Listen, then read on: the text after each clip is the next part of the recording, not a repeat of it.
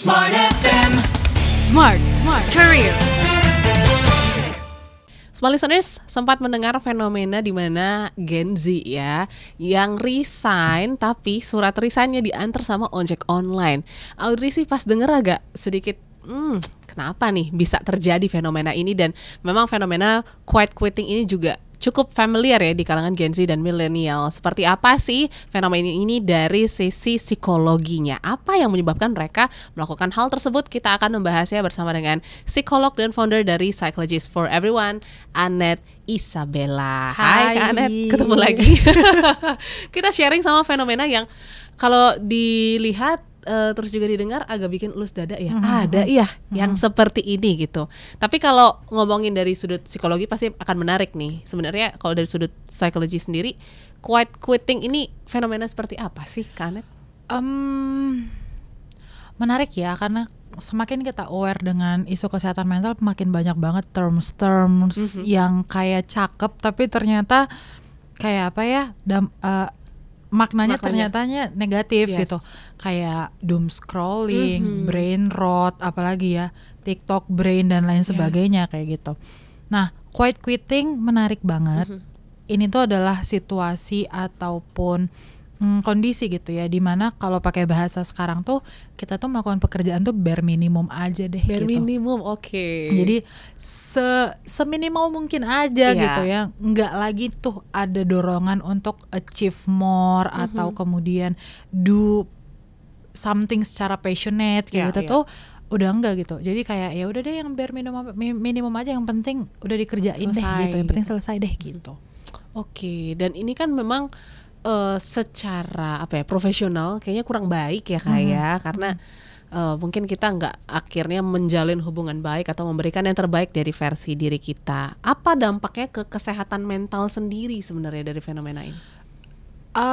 Cukup ini ya sebenarnya, jadi kayak ada paradoksnya gitu.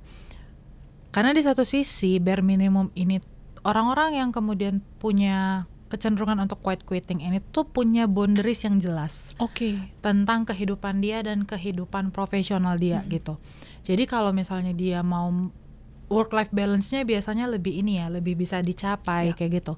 Sehingga cara dari sudut pandang ini tuh sebenarnya quiet quitting ini tuh cukup menurunkan stres ya sebenarnya gitu. Karena balance nih berarti antara hidup dan juga pekerjaannya, karena dia tidak akan overwork, dia tidak akan terlalu fokus dalam pencapaian karirnya kayak gitu. Tapi di sisi lain kemudian perlu diperiksa orang tuh quiet quitting tuh kenapa? Alasannya kenapa? Karena bisa jadi ada isu-isu yang ternyata mempengaruhi itu, ada hal-hal besar yang mungkin ternyata terjadi gitu yang kemudian membuat dia jadinya melakukan si bare minimum itu gitu. Jadi memang perlu diperiksa at one hand itu bisa jadi something yang sehat sebenarnya, tapi on the other hand itu tuh menjadi something yang kita tuh jadinya berada di zona abu-abu ya, kayak bekerja tuh tidak dengan profesional, kemudian melakukan interaksi dengan orang juga tidak sekedarnya doang gitu. Padahal kita sama-sama tahu bahwa hidup tuh kan kita butuh interaksi kayak gitu. Betul. Ya gitu. Nah, menariknya adalah quiet quitting ini tuh mulai berdampak banget tuh memang pasca COVID.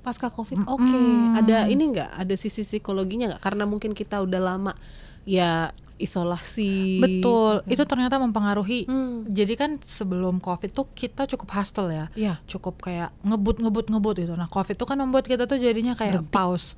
Nah sekarang mau ngebut lagi tuh jadinya kayak rada susah gitu. Betul, kerasa sih bener. Jadi kerasa kan, jadi kayak ya udah pace-nya dilambetin aja kayak gitu.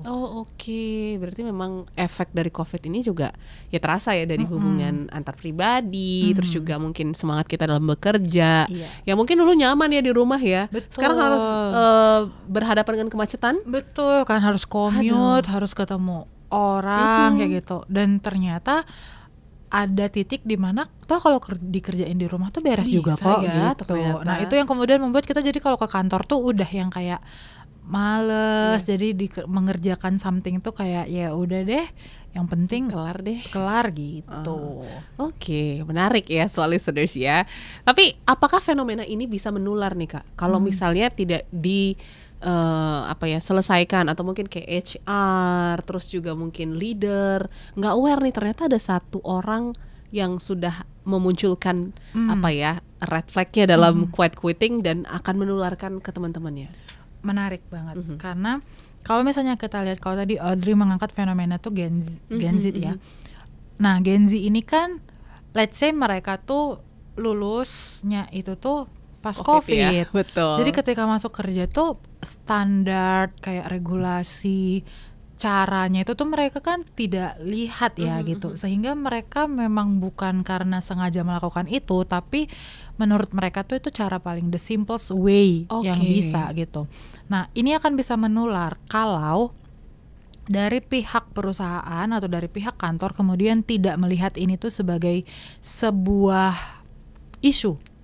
Kenapa kemudian menular? Karena teman-temannya juga jadi kayak, oh ternyata resign bisa kok pakai Grab aja gitu ya. Ya udah berarti aku juga bisa. Dan toh ternyata dia tidak ditegur, dia tidak mendapatkan punishment apapun.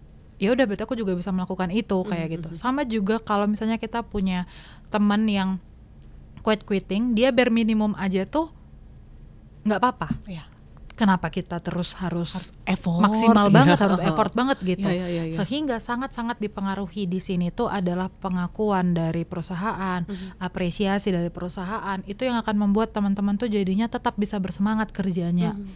Kalau tidak ada apresiasi dari perusahaan juga lama-lama karyawan juga jadinya kayak oh ya udah bare minimum lagi aja kayak gitu kan. Gitu. Jadi memang itu perlu sinergi sih dari HR-nya, dari mungkin petinggi-petinggi di perusahaannya, juga dari karyawannya sendiri juga gitu. Berarti HR ini ataupun juga mungkin orang-orang yang punya andil ya di ranah ini harus mulai aware ya, karena kan ini ada perbedaan cara menangani karyawan dari masa sebelum COVID dan sesudah ya Kak ya. Betul. Kalau dalam penanganan, kalau di HR itu tuh memang sepemahamanku, karena again aku psikolog klinis ya, bukan industri kan. Cuman emang kalau kita dari klinis, kita tuh melihat memang harus ada batas yang jelas, mana punishment, mana reward gitu. Kayak manusia tuh sebenarnya sesederhana itu. Kalau salah berikan punishment, kalau dia berhasil melakukan sesuatu berikan reward.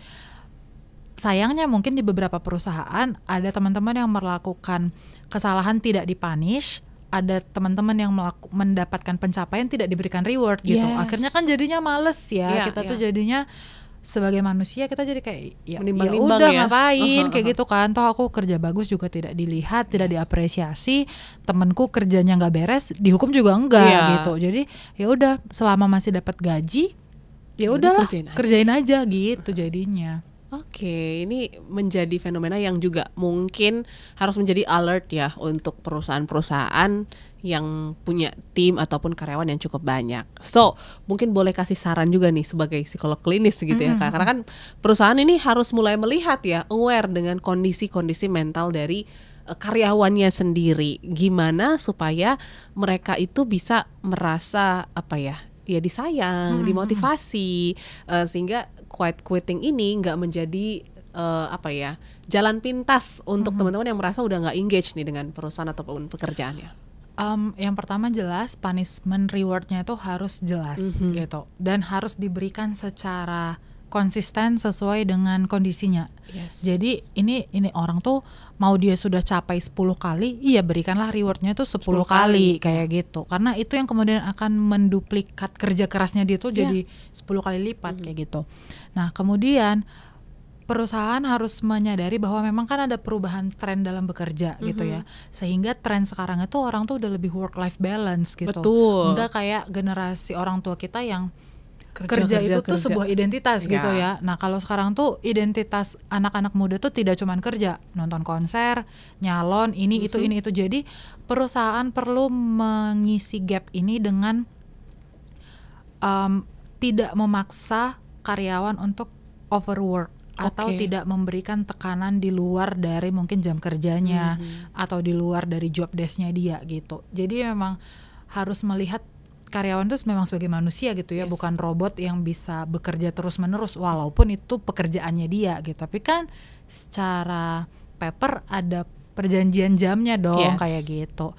Nah, kemudian yang berikutnya adalah memang harus membangun suasana kantor itu yang mendukung ke arah pertumbuhan bersama gitu. Jadi memang kalau teman-teman kemudian menyadari bahwa ada teman yang mungkin mengalami isu mental, itu jangan justru dikecilkan tapi kemudian diberikan perhatian, karena itu kemudian akan membantu karyawan-karyawan yang lain juga jadi merasa kayak aku just in case aku punya masalah tuh ternyata responnya pun akan kurang lebih sama seperti ini, kayak gitu. Yes. Jadi memang harus membangun lingkungan yang sehat ya di perusahaan sesuai dengan trennya sekarang. Betul. Karena sehatnya baby boomers beda sama sehatnya sekarang generasi kita kan, kayak gitu. Yes. Jadi ini mungkin dari perspektif perusahaan harus aware, dan juga kita sebagai rekan kerja juga harus aware ya. Kalau misalnya ada tanda teman-teman yang mungkin udah mulai ngomong, kayaknya resign aja deh, quitting aja deh. Mungkin boleh disarankan untuk konsultasi sama psikolog dan lain sebagainya kayak. Betul, karena mungkin ada something more big than that gitu ya. Mungkin kayak dia kemudian merasa tidak cukup baik, dia mungkin merasa burn out, dia mungkin merasa cukup stres, dan itu kan hal-hal yang kalau dibiarin terus-menerus tuh bisa berujung pada kondisi yang jauh lebih buruk ya. Gitu. Jadi kalau teman-teman sudah melihat ada teman yang melakukan quitting, coba dideketin, kemudian ditanya gitu. Kenapa? Tuh, jangan dijauhin ya. Dan jangan ikut-ikutan ya. Betul. Justru jadi ikut-ikutan. Takutnya jadi hal yang nggak baik juga di perusahaan berikutnya. Betul. Seperti itu. Jadi sudah paham ya small listeners terkait dengan fenomena quitting ini, dan semoga ini menjadi awareness untuk kita semua, baik dari sisi perusahaan, HR, dan juga kita sebagai aset di perusahaan. So thank you Kanet. Sama-sama. Ditunggu sharingnya lain waktu, dan small listeners jangan lupa juga kalau Anda merasa podcast kali ini bermanfaat untuk orang-orang yang mungkin juga sudah ada fenomena tadi ya, silakan boleh di-share dan juga bisa dibagikan di sosial media. Kalau begitu kami pamit, sampai jumpa di podcast karir berikutnya. Smart FM. Smart Career. Make your future better.